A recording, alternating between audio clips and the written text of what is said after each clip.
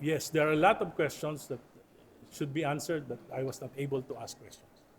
And I was not allowed to ask questions. For you, sir, yung mga AMLC reports, SAM-Ns, SEC documents, notice of disallowances are not... I don't want to be convincing enough, judgmental at this point. Sir, why Maro? Siya yung qualified eh. Kung nagtuloy-tuloy nga, palagay ko tuloy-tuloy nga yung administration ni Pinoy, palagay ko maunlad na ang Pilipinas. After 9 years of the Marcos and the Duterte administration, we're at the bottom. But sir, most if not all of your LP party mates are saying Robredo po sana yung tumakbo. What are your thoughts? Ayaw niya eh. Di ba? Sinabi niya ayaw niya. Kung siya, di siya. Kung siya mapili, di ba? Pero sabi niya ayaw niya. Baka magalit na yun, kapipilit natin. But why not any of the 4 to 5 names that Mayor Lenny mentioned? Senator Risas, Senator Bam, Senator Kiko, Mayor Joy. Wala naman akong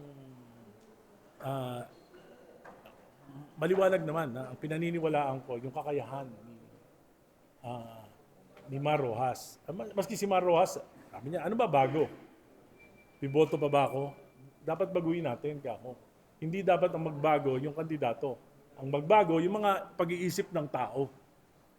So magkampanya tayo, baguhin natin yung isip ng tao. Bumoto sila, qualifications, competence, at tingin ko, sa lahat ng mga kandidato na yan, ang pinaka-qualified, si Mar Rojas. So have you talked to him? Is he willing? Yes, of course. Is he willing? Alam mo si Mar Rojas, para yung nanligaw, binasted. Masakit sa kanya yung pagkakabasted sa kanya. Pero sa nangyayari sa bayan natin, dahil mahal niya yung bayan natin, abay, nasasaktan yan. At pag tinawag mo yan, lalaban yan para sa bayan. Sir, did he say, sir, he's willing? Sir, did he say that he's open to it? Sa pagkakakilala ko sa kanya, mahal niya ang bayan at hindi siya tatanggi sa tawag ng bayan. Pero sir, may